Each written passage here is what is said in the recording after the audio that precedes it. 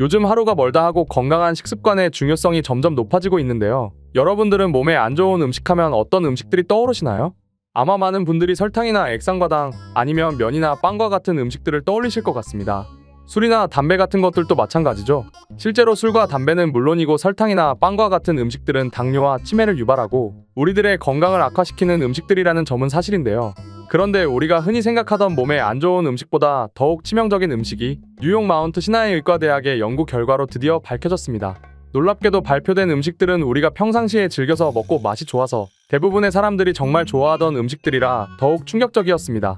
그리고 젊은 사람도 줄여야 하지만 중년과 노년층 분들은 더더욱 치명적이라고 경고했다 하는데요.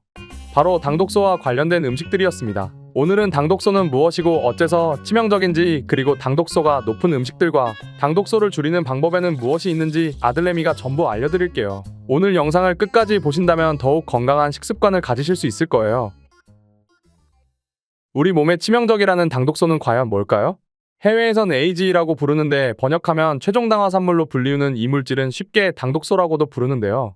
당독소는 당이 단백질이나 지방과 결합한 뒤 생성된 물질을 말합니다. 보통 단백질의 당화작용으로 굽거나 튀기는 음식에서 생기게 되는데요. 우리가 빵을 구우면 밀의 단백질과 포도당이 반응하여 갈색 빵 껍질이 만들어지는 것이나 고기를 구우면 갈색으로 변성되는 것들은 모두 당산화물인데요. 최근 유튜브와 방송 등에서 스테이크 조리법을 소개하며 나온 마이야르 반응이 유명해졌는데 음식의 감칠맛과 풍미를 돋구지만 이러한 조리법 자체가 당독소를 발생시키므로 주의하셔야 합니다. 그리고 이 물질은 음식으로 공급되는 것 이외에도 체내에서 단백질과 당이 결합돼 생성되기도 하는데요. 우리가 섭취한 엄청난 양의 당은 보통 에너지로 사용되는데 이렇게 사용되고 남은 당은 바깥으로 배출되지 않고 지방으로 저장되거나 혈액을 타고 떠돌다가 단백질과 결합하여 문제의 물질인 당독소가 생성되는 것이죠. 당독소가 무서운 점은 더 이상 분해되지 않는 노폐물이라 우리 몸 안에 들어오면 스스로 분해되지 않는다는 점입니다. 그렇게 우리 몸 안에 혈관을 돌아다니며 신체를 공격하게 되는데요. 세포 내의 다양한 효소와 결합한 뒤 그 활성을 억제하여 세포의 기능을 저하시키고 면역세포와 신경세포의 당독소 수용체에 붙어 염증과 활성산소 생성을 촉진시키기도 합니다. 활성산소는 온갖 질병의 원인으로 불리는 물질이므로 조심하셔야 합니다. 특히 당독소가 더욱 문제가 되는 이유는 바로 알츠하이머, 치매와 밀접한 관련이 있기 때문인데요. 뉴욕 마운트 시나이 의과대학의 연구진이 실행한 동물 실험에 따르면 당독소가 많은 음식을 섭취한 뒤에서 치매를 유발하는 베타아밀로이드가 증가했고 인지기능 장애와 운동신경 장애가 동시에 일어나는 것으로 나타났습니다. 하버드대 연구팀과 프랑스 보르도 지역의 연구팀이 함께 참여한 연구에선 어떤 음식이 치매와 관련성이 높은지에 대하여 조사를 했는데 약 200명의 치매가 있는 평균 78세 노인과 약 400명의 같은 나이대에 치매가 없는 노인들의 식단들을 비교 연구한 결과 중년에 무엇을 먹는가가 노년이 되었을 때 치매 발병 여부에 아주 큰 영향을 주었다고 해요. 치매 노인들이 즐겨 먹었던 음식 중에는 햄과 같은 가공육과 설탕이 많이 들어간 과자 그리고 전분이 많은 음식을 즐겨 먹었다고 하고 특정 음식 하나만 먹은 것이 아닌 해로운 음식을 골고루 섭취했다는 점이었는데요. 그에 반해 치매에 걸리지 않은 노인들의 식단은 달랐습니다. 과일과 야채와 같은 우리가 흔히 알고 있는 건강식 섭취가 훨씬 많았다는 점인데요. 중년에 먹은 음식들이 노년이 되어 치매 발병률에 영향을 준다니 기억해 두셔야겠죠? 당독소는 그 외에도 말초혈관을 파괴하여 염증을 일으켜 통증을 유발하고 노폐물과 여분의 단백질을 걸러내는 신장의 기능을 상실시키는 등 우리 몸 안에서 온갖 질병을 일으키는 폭군으로 군림하고 있습니다. 그럼 과연 연구 결과로 발표된 당독소가 높은 음식들엔 무엇이 있을까요? 보통 당독소를 나타내는 단위는 킬로유닛을 사용하고 그 수치를 숫자로 나타내는데 숫자가 높으면 높을수록 100g당 얼마나 많은 당독소를 함유하고 있는지를 나타냅니다. 당독소가 높은 음식 5위는 구운 소고기입니다. 팬에 구운 소고기의 당독소는 8,570kcal로 우리가 평소에 생각하는 건강한 느낌의 소고기와는 달리 엄청난 양의 당독소를 함유하고 있는데요. 평소에 소고기와 스테이크를 즐겨 드시는 분들은 주의하셔야겠죠? 4위는 기름에 튀긴 치킨입니다. 기름에 튀긴 치킨은 8,750kcal로 역시나 높은 수치의 당독소를 함유하고 있습니다. 평소에 치맥이라고 부르며 즐겨 먹던 행동은 독소를 몸에 뿌리는 것과 같은 행위였네요.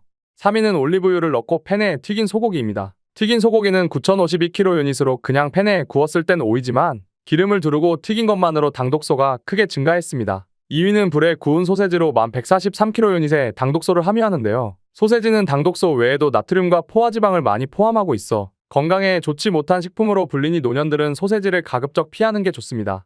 마지막 1위에 해당하는 음식은 직화구이 닭다리 껍질입니다. 무려 16,668kcal로 엄청난 양의 당독소를 함유하고 있습니다. 여기에 포함된 음식들은 모두 동물성 식품을 고온에서 가열하거나 가공 처리 과정을 거친 육가공품이고 당독소가 가장 많이 축적되는 조리법은 바로 고온 직화구이입니다.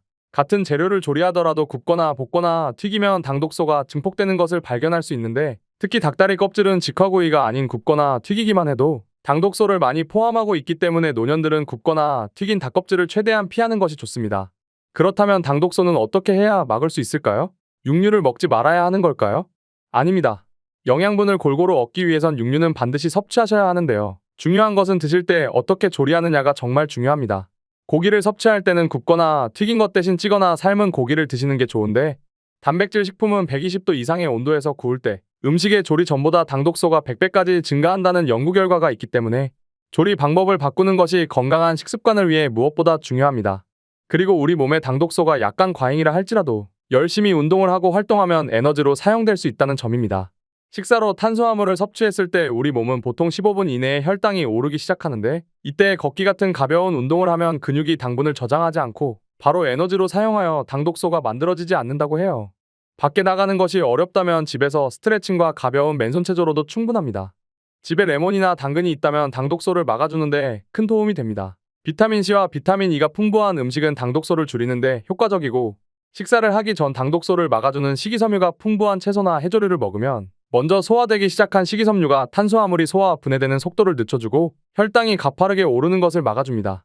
케이크와 쿠키처럼 구워서 만든 디저트에는 많은 당독소가 포함되어 있는데요. 밥과 비교하면 빵과 케이크는 무려 75배, 와플은 46배 더 많은 당독소가 있다고 해요.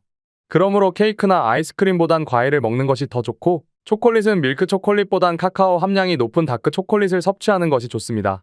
당독소 배출에 좋은 음식들도 같이 먹어주면 정말 좋겠죠? 몇 가지를 소개하자면 마늘과 해조류 그리고 녹차와 바라현미가 있습니다. 마늘은 대표적인 디톡스 식품으로 꼽히는데, 마늘은 우리 몸의 치명적인 세균을 억제하고 혈액순환을 원활하게 하는 역할을 하며 동맥경화증, 고혈압 예방과 비타민 B 흡수에 도움이 되는 것으로 알려져 있습니다. 미역과 다시마 등 해조류에는 몸에 좋은 비타민과 함께 여러 가지 다양한 몸에 좋은 성분들이 가득 함유되어 있는데요. 해조류를 꾸준히 섭취하면 영양 균형을 맞추는 데 도움이 되며 독성 물질을 방어함과 동시에 중금속을 배출하는 데 효과적이라고 합니다. 녹차와 바라현미는 식이섬유를 풍부하게 함유하고 있는데, 다량 함유된 식이섬유는 잉여 영양분과 소화되고 남은 찌꺼기를 원활하게 배출시키면서 체내 독소 비율을 낮춰주는 역할을 한다고 해요. 이렇듯 다양한 방법들을 꼭 기억하셔서 건강한 식사를 하셨으면 좋겠습니다. 오늘은 치매를 유발하고 몸에 치명적인 영향을 일으키는 당독소에 대해 알아보았습니다. 설탕이나 빵과 같은 음식이 아니더라도 우리가 평소에 즐겨 먹던 음식들도 꼭 조심하셔야겠죠?